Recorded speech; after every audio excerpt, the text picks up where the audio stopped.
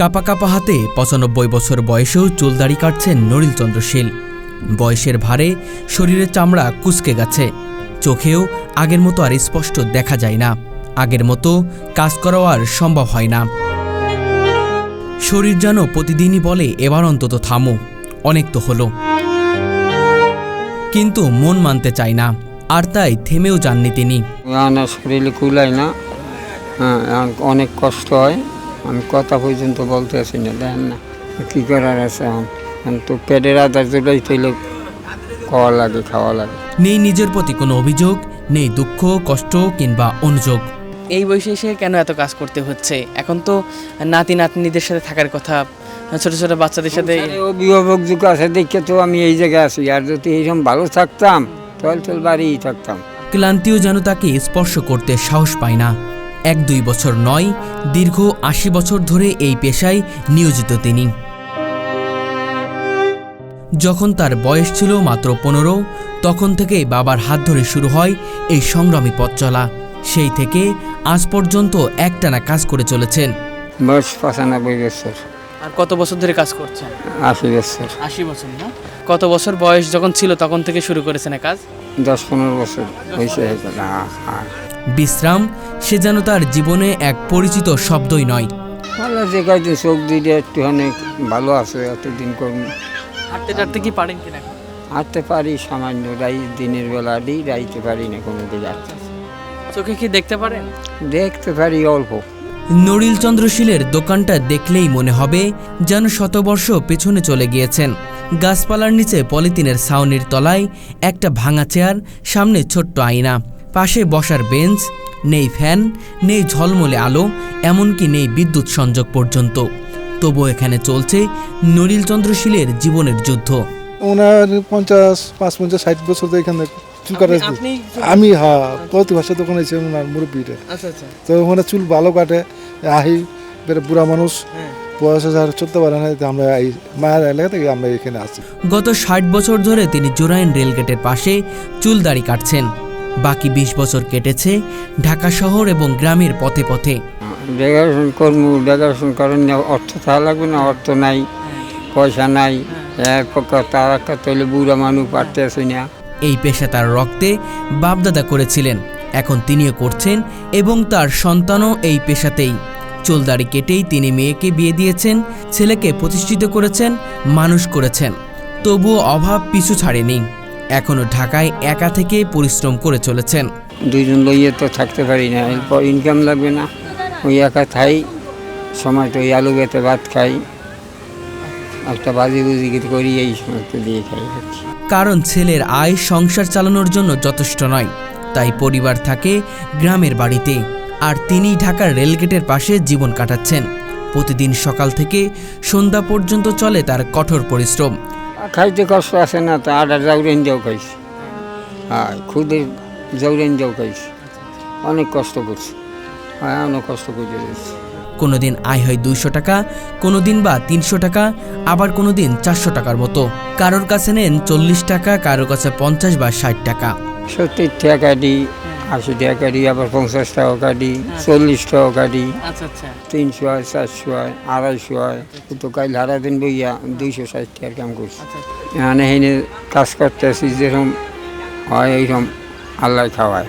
কিন্তু এই আয়ে কি আর চলে? তারপরও জীবনের কাছে হার মানেননি।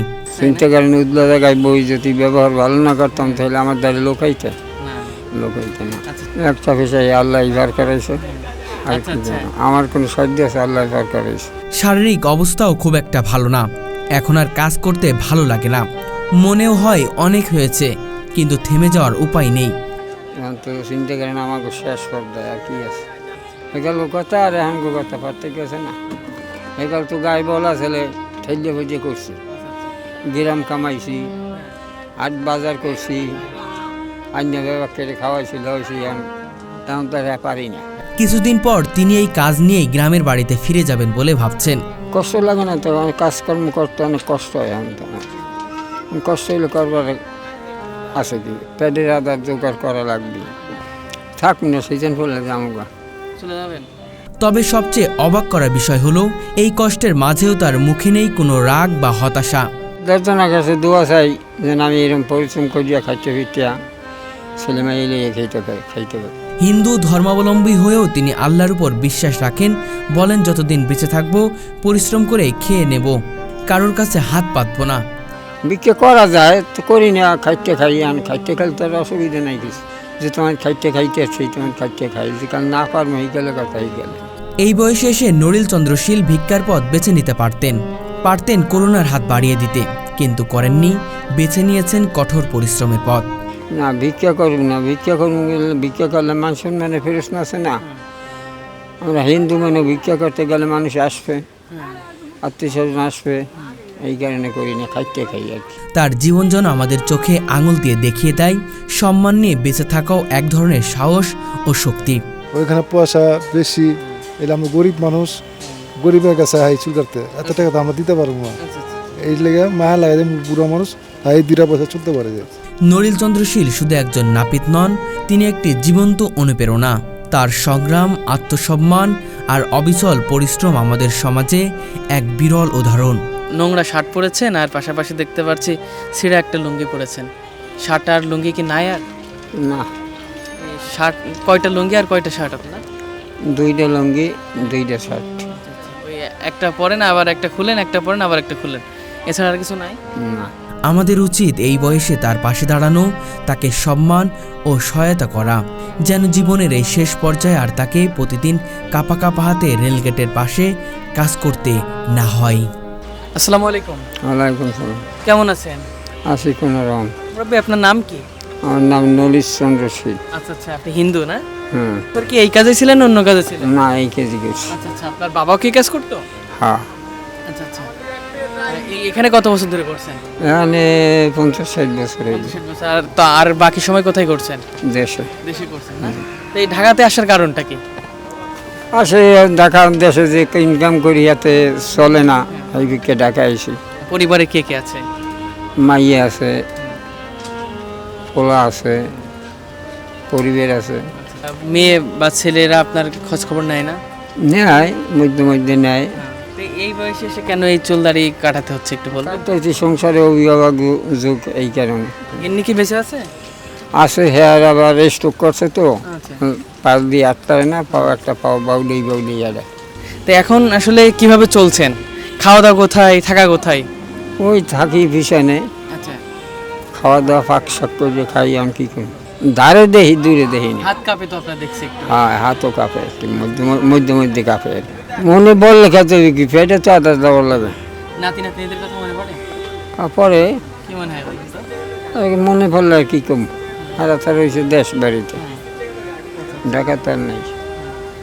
এই বাড়ি থেকে যাওয়া হয়? যাই 2 মাস 3 মাস 6 মাস পর যাই। হ্যাঁ, আপনার প্যারালাইসিস স্ট্রোক করছিলে, হাঁটতে না, এখন তো বুড়ো হয়ে গেছে, হাঁটতে চলতে পারে না, একটা ঠ্যাং ধরে গেছে, লাঠি ভর্তি আটা। আমার 3 মাইয়া 1 পোলা। 3 মেয়ে 1 পোলা। সবার কি বিয়ে দিয়েছেন? হ্যাঁ, লেখাপড়া কি করাইছিলেন কাউকে? সামান্য পড়াইছিলাম। আচ্ছা। বয়স 95 বছর। আর কত বছর ধরে কাজ করছেন? 80 বছর। আর যখন কতটুকু ছিলেন তখন থেকে শুরু করেছেন? 10-15 বছর হয়েছে শুরু করছি। এই কাজ শিখিয়েছে কে আপনার? উস্তাদকে? আমার বাবা। আপনার বাবা এই কাজ শিখিয়েছে? না, সহযোগিতা কোনো হানে পাইনি। অনেকে নাম নেছে, ছবি তুলে নেছে, কোনোটাই কোনো কিছু পাইনি, কেউ দেয় নাই কোনো কিছু। কোনো সরকার এসে কোনো সহযোগিতা করেনি? না, কোনো সরকারি করে না। আচ্ছা আচ্ছা। এখন যদি সরকার দেয়, দয়া যদি হয়, তা সরকার যদি দেয়, তাহলে